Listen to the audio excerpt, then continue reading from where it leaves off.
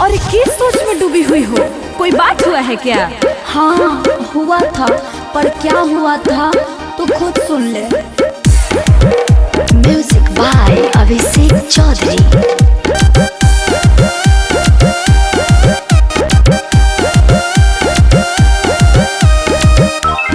Hello कौन कौन?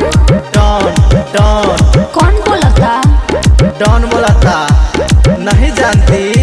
नहीं जानती। नहीं मानती? अरे नहीं मानती। अरे 50 मुल्कों की पुलिस खोज रही है मेरे बांस को, मेरा मतलब है बॉस को, और तुम कहती हो कि नहीं जानती। अबे खोज रही है ना, नहीं मिला ना, मर गया होगा साला। ए जबान संभाल के। फोन कर रही हूँ मैं राइट नंबर पे, बोल रहा है वो डॉन घर के अंदर से। फोन कर रही हूँ मैं राइट नंबर पे, बोल रहा है वो डॉन घर के अंदर से।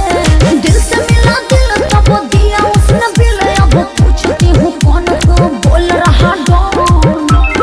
हेलो कौन कौन? डॉन डॉन कौन बोला था? डॉन बोला था। नहीं जानती? नहीं जानती। नहीं मानती? अरे नहीं मानती। अरे पहचान लो ना। सुन मेरी मैना मुझे पहचान, बोल रहा हूँ जो मेरी बात जरा मान। सोनीता नहीं कविता नहीं। सविता। ओहो मैं वो नहीं हूँ रे पगले जिससे तू बात करना चाहता है। पर किससे? मेरी मैना से, ओके। उसकी नैना से। ओके मारूंगी झापड़, बेलने लगेगा पापड़। आगे चल के लड़का ये बहुत फ्रॉड करेगा, डायल 100 जेल में ये सड़ेगा। अब क्या छुपाऊं तुमसे, लव यू मुझको बोला, बाहों में भर के मुझे दिल का राज खोला था। चेक करो फिर से number, then you will call. उसने उठाया तो चलेंगे घूमने मॉल। हेलो कौन कौन?